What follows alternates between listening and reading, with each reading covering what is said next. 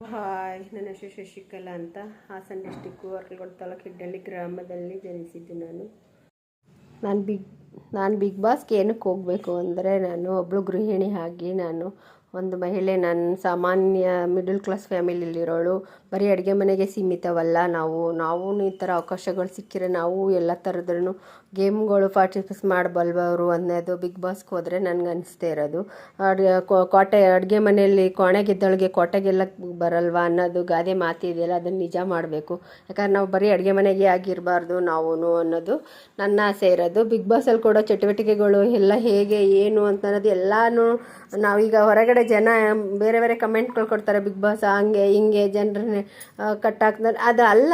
ಅಲ್ಲಿ ಬಿಗ್ ಬಾಸ್ಗೆ ಹೋದಾಗ ಅದರೊಳಗಡೆ ಏನಿದೆ ಅನ್ನೋದು ಆ ಸಾರತ್ವವನ್ನು ನಾವು ತಿಳ್ಕೊಬೇಕು, ನಾವು ಆಡಬೇಕು. ನಮ್ಮ ಮಕ್ಳು ಹೋಗಲಿ ಅನ್ನೋದು ನಮ್ಮ ಆಸೆ. ನಮ್ಮ ಮಕ್ಳುಗಳಿಗೆ ಇಂಟ್ರೆಸ್ಟ್ ಇಲ್ಲ ಅಂದರೆ ನಾವು ಒಂದು ಗೃಹಿಣಿಯಾಗಿ ಮಾಮೂಲಿ ಸಾಮಾನ್ಯ ಜನರನ್ನ ನೀವು ತೊಗೊತಾ ಇದ್ದೀರಿ ಅಂದಾಗ, ಒಬ್ಬಳು ಮಹಿಳೆ ಒಂದು ಗೃಹಿಣಿಯಾಗಿರೋ ಅಂಥಳನ್ನ ಸಾಮಾನ್ಯ ಜನರನ್ನ ಒಂದು ಗೃಹಿಣಿನ ಆಯ್ಕೆ ಮಾಡ್ತೀರಿ ಅಂತ ನಾವು ಅಂದ್ಕೊಂಡಿದ್ದೀವಿ. ಬಿಗ್ ಬಾಸಲ್ಲಿ ಕೂಡ ಚಟುವಟಿಕೆಗಳನ್ನೆಲ್ಲನೂ ನಾನು ಭಾಗವಹಿಸಬಲ್ಲೆ. ನಾನು ದೊಡ್ಡ ಕುಟುಂಬದಲ್ಲಿ ಹುಟ್ಟಿ ಬೆಳೆದಿರೋರು. ನಾವು 7 ಜನ ಅಕ್ಕ ತಂಗಿಯರು, ಒಬ್ಬ ತಮ್ಮ ಇದ್ದಾನೆ. ಇವಾಗ ನಮಗೆ ಅಪ್ಪ ಅಮ್ಮ ಇಲ್ಲ.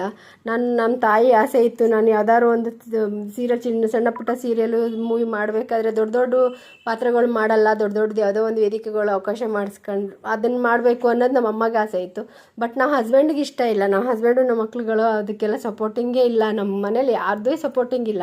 ಬಟ್ ನಾನು ನನ್ನ ಮಕ್ಳು ಕ್ಲಾಸ್ಗೆ ಹಾಕಿ ಡ್ಯಾನ್ಸ್ ಕ್ಲಾಸ್ ಡ್ಯಾನ್ಸರ್ ಮಾಡಬೇಕು ಅನ್ನೋದು ನನ್ನ ಆಸೆ ಇತ್ತು. ನನ್ನ ಮಕ್ಳು ಡ್ಯಾನ್ಸ್ ಕ್ಲಾಸ್ಗೆ ಹೋಗೋ ಟೈಮಲ್ಲಿ ಅವ್ರದ್ದು ಆ್ಯಕ್ಟಿಂಗ್ ಕ್ಲಾಸ್ ಇದ್ದಾಗ ಅಲ್ಲಿ ನನ್ನನ್ನು ಒಂದು ಚಿಕ್ಕ ಶಾರ್ಟ್ ಮೂವಿಗಳು ಮಾಡಬೇಕು ಅಂದಾಗ ನನ್ನ ತಾಯಿ ಪಾತ್ರಕ್ಕೆ ಆಯ್ಕೆ ಮಾಡ್ಕೊಂಡಾಗ ಅವಾಗ ಅನ್ನಿಸ್ತು, ನಾನು ಮಾಡ್ಬೋದಲ್ವ, ನನಗೂ ಅವಕಾಶಗಳು ಸಿಕ್ಕಿದ್ರೆ ನಾನು ಇಂಥವ್ರಲ್ಲೆಲ್ಲ ಭಾಗವಹಿಸ್ಬೋದಲ್ವಾ ಅಂತ ನನಗೆ ಆಸೆ ಹುಟ್ಟಿದ್ದು. ನನಗೆ ಹಂಗಾಗಿ ನಾನು ಒಂದು ರೈತರ ಮಗಳಾಗಿ, ಒಬ್ಳು ನಾರ್ಮಲ್ ಸಾಮಾನ್ಯ ಹೆಣ್ಮಗಳಾಗಿ ನಾನು ಬಿಗ್ ಬಾಸ್ಗೆ ಹೋಗಿ ನಾನು ಅವ್ರು ಕೊಡೋ ಚಟುವಟಿಕೆಗಳನ್ನ ನನಗೆ ನಾನು ಆ ಬಿಗ್ ಬಾಸನ್ನಲ್ಲಿ ನಾನು ಎಲ್ಲನೂ ಏನೇನು ಕಷ್ಟ ಬರುತ್ತೆ ಅದನ್ನೆಲ್ಲ ನಿಭಾಯಿಸಬೇಕು. ಬರೀ ಮನೇಲಿ ಫ್ಯಾಮಿಲಿನ ಅಷ್ಟೇ ನಿಭಾಯಿಸಿದ್ದಲ್ಲ, ಒಂದು ಬಿಗ್ ಬಾಸ್ಗೆ ಹೋದಾಗ ಅದರೊಳಗಿರೋ ಕಷ್ಟ ಸುಖಗಳನ್ನು ನಾನು ನೋಡಬೇಕು, ಅದನ್ನು ಅನುಭವಿಸ್ಬೇಕು, ಅದನ್ನು ತಿಳಿಬೇಕು, ಜನರಿಗೂ ನಾವು ಅದನ್ನು ತಿಳಿಸ್ಬೇಕು.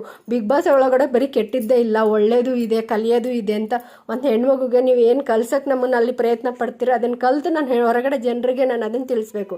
ಬರೀ ಅಡುಗೆ ಮನೆಗೆ ಅಷ್ಟೇ ಅಲ್ಲ, ಬರೀ ಬಿಗ್ ಬಾಸ್ ಕೆಟ್ಟದ್ದೇ ಅಲ್ಲ, ಅದರೊಳಗಡೆ ನಾವು ಕಲಿಯೋಂಥದ್ದು ಬೇಜಾನಿದೆ ಅನ್ನೋದು ನಾವು ಕಲ್ತು ಬಂದು ಹೊರಗಡೆ ನಾವು ಜನರಿಗೆ ಹೇಳಿದಾಗ ಬಿಗ್ ಬಾಸ್ ಬಗ್ಗೆ ಅವ್ರಿಗೆ ಒಳ್ಳೊಳ್ಳೆ ಅಭಿಪ್ರಾಯಗಳು ಬರುತ್ತೆ. ಇವಾಗ ಏನೂ ಗೊತ್ತಿಲ್ಲದೇ ಬಿಗ್ ಬಾಸ್ ಬಗ್ಗೆ ಬರೀ ಕೆಟ್ಟದಾಗಿ ಕಮೆಂಟ್ಗಳು ಹೇಳ್ತಾರಲ್ಲ, ಅದಲ್ಲ. ಅದು ಬಿಗ್ ಬಾಸಲ್ಲಿ ಕಲಿಯೋದು ತುಂಬ ಇದೆ. ಏನೂ ಗೊತ್ತಿಲ್ಲದೆ ಇರೋರನ್ನ ನೀವು ಕರ್ಕೊಂಡೋಗಿ ಅಲ್ಲಿ ಕಲಿಸ್ತೀರಲ್ಲ, ಅದು ನಿಜವಾದ ಬಿಗ್ ಬಾಸ್ ಅಂತಲೇ ಹೇಳಬೇಕು. ಅದಕ್ಕೆ ನನಗೆ ಸುದೀಪ್ ಸರ್ಗೆ ತುಂಬ ದೊಡ್ಡ ಅಭಿಮಾನಿ. ನನ್ನ ಮಗನ್ನ ಸುದೀಪ್ ಸರ್ ಥರ ಮಾಡಬೇಕು ಅನ್ನೋದು ನಾನು ಆಸೆಪಟ್ಟು ನಾನು ಡ್ಯಾನ್ಸ್ ಕ್ಲಾಸ್ಗೆ ಹಾಕ್ತೆ. ಅವನು ಅದನ್ನು ಮುಂದುವರಿಸ್ಕೊಳ್ಳಿಲ್ಲ. ನಾನು ಅಂದ್ಕೊಂಡಿದ್ದೆ ಬೇರೆ, ಅವ್ನ ರೂಟೇ ಬೇರೆ ಆಯಿತು. ಹಾಗಾಗಿ ನಾನಾದರೂ ಆ ಬಿಗ್ ಬಾಸ್ಗೆ ಹೋಗಿ ನಾನು ಕಲಿಯೋಂಥದ್ದು ನಾನು ಕಲಿಬೇಕು ಅನ್ನೋದು ನನ್ನ ಆಸೆ. ನಾನು ಹಾಗಾಗಿ ಬಿಗ್ ಬಾಸ್ಗೆ ಹೋಗಿ ಇಷ್ಟಪಡ್ತೀನಿ.